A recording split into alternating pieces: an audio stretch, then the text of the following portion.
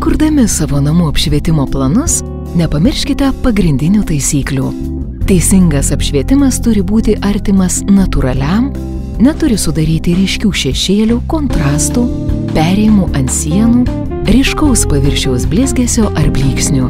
Visa tai kenkia regėjimui ir kelia diskomfortą. Apšvietimo intensyvumas turi būti pasirenkamas atsižvelgiant į apdailos spalvą, medžiagiškumą, kadangi skirtingos spalvos skirtingai atspindi šviesą.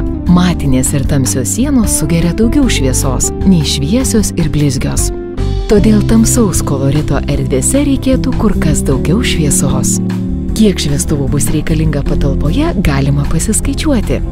Viskas priklausys nuo to, kokio stiprumo lemputes naudosite į pasirinktus šviestuvus ir kokio dydžio bei aukščio miegamojo kambarys, šviesios ar tamsios jo sienos.